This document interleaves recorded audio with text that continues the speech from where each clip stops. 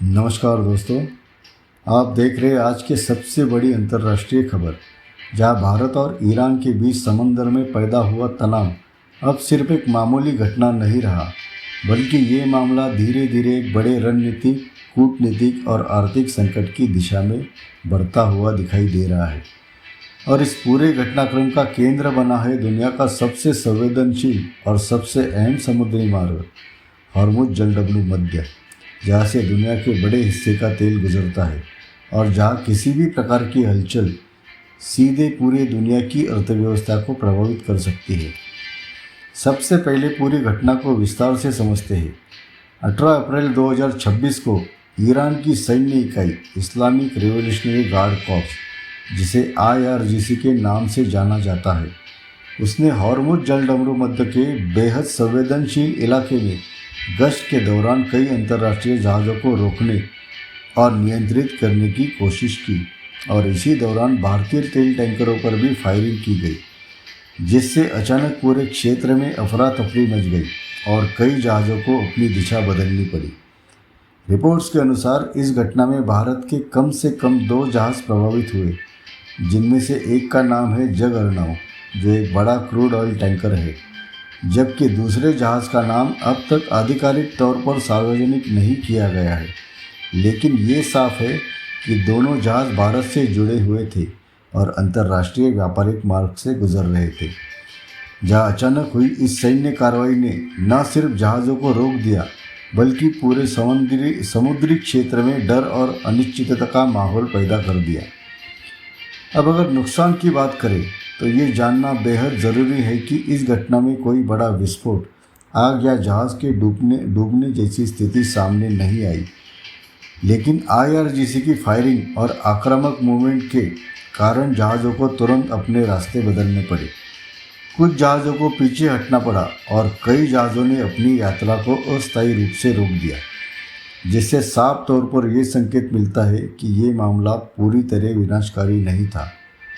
बल्कि एक रणनीतिक चेतावनी और क्षेत्रीय नियंत्रण दिखाने की कोशिश थी, जिसके जरिए ईरान ये संदेश देना चाहता है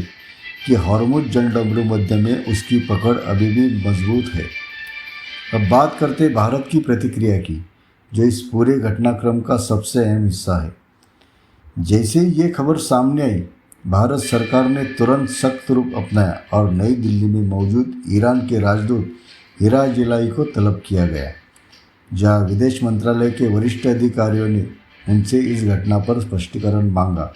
और बेहद कड़े शब्दों में ये संदेश दिया कि भारतीय जहाज़ों की सुरक्षा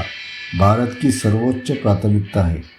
और इसमें किसी भी प्रकार की लापरवाही या खतरे को बर्दाश्त नहीं किया जाएगा। सूत्रों के मुताबिक भारत ने ईरान को ये भी साफ तौर पर चेतावनी दी कि अगर भविष्य में इस तरह की कोई भी कार्रवाई दोहराई जाती है तो भारत अपने राष्ट्रीय हितों की रक्षा के लिए और ज़्यादा कड़े कदम उठाने के लिए मजबूर रहेगा, जिसमें समुद्री सुरक्षा को लेकर सैन्य स्तर पर कार्रवाई भी शामिल हो सकती है। और यही कारण है कि भारत ने तुरंत अपने पहले से चल रहे सुरक्षा अभियान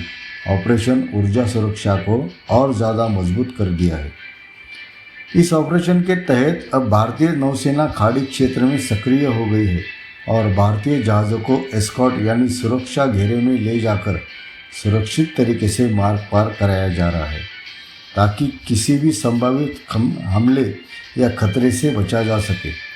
और यही वजह है कि हाल के दिनों में कई भारतीय जहाज़ सुरक्षित तरीके से हॉर्मुज़ जलडमरू मध्य पार कर चुके हैं। अब ईरान की प्रतिक्रिया भी इस पूरे मामले में काफ़ी दिलचस्प है। ईरान ने सीधे तौर पर इस घटना की जिम्मेदारी स्वीकार नहीं की है, बल्कि उसका कहना है कि वो इस पूरे मामले की जांच कर रहा है कि क्या वास्तव में भारतीय जहाज़ों को निशाना बनाया गया था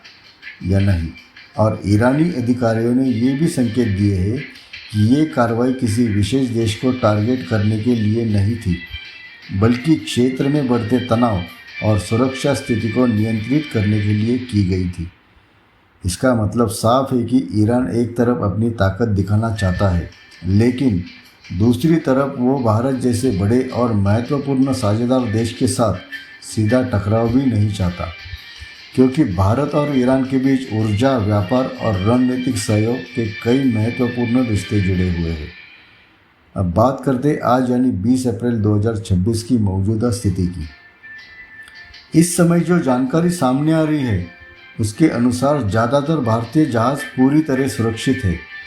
कुछ जहाज़ एहतियात के तौर पर वापस लौट चुके हैं, जबकि कई जहाज़ भारतीय नौसेना की सुरक्षा में सुरक्षित तरीके से अपनी यात्रा पूरी कर रहे हैं।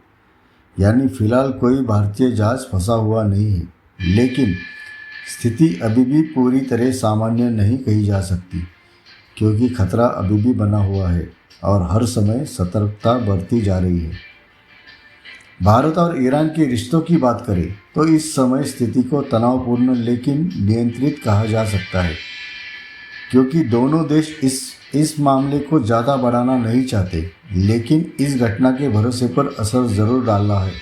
और आने वाले दिनों में कूटनीतिक बातचीत और ज़्यादा अहम हो सकती है। अब इस पूरे मामले का सबसे बड़ा और व्यापक असर समझते हैं। हॉर्मुज़ जलडमरू मध्य दुनिया का सबसे अहम तेल मार्ग है, जहाँ से वैश्विक तेल आपूर्ति का बड़ा हिस्सा गुजरता है और भारत अपनी ज़रूरत का करीब 80% कच्चा तेल बाहर से आयात करता है। ऐसे में अगर इस क्षेत्र में तनाव बढ़ता है या रास्ता बाधित होता है तो इसका सीधा असर भारत की अर्थव्यवस्था, ईंधन की कीमतों और आम जनता की ज़िंदगी पर पड़ सकता है। इसके अलावा ये घटना ऐसे समय में हुई है जब मध्य पूर्व पहले से ही तनाव से जूझ रहा है और ईरान, अमेरिका और अन्य देशों के बीच टकराव की स्थिति बनी हुई है। ऐसे में इस तरह की घटनाएं बड़े संघर्ष का रूप कभी भी ले सकती है अगर इन्हें समय रहते नियंत्रित नहीं किया गया। तो कुल मिलाकर ईरान की IRGC द्वारा की गई ये फायरिंग सिर्फ एक समुद्री घटना नहीं है, बल्कि ये एक बड़ा रणनीतिक संकेत है कि खाड़ी क्षेत्र में हालात अभी भी बेहद नाजुक है। भारत ने अपनी तरफ से कड़ा संदेश दे दिया है कि वो अपने जहाज़ों को व्यापारिक हितों को सुरक्षा के लिए किसी भी हद तक जा सकता है और अब पूरी दुनिया की नज़र इस बात पर टिकी है कि आने वाले दिनों में ये तनाव कम होता है या फिर एक बड़े संकट का रूप लेता है। धन्यवाद दोस्तों, जय हिंद।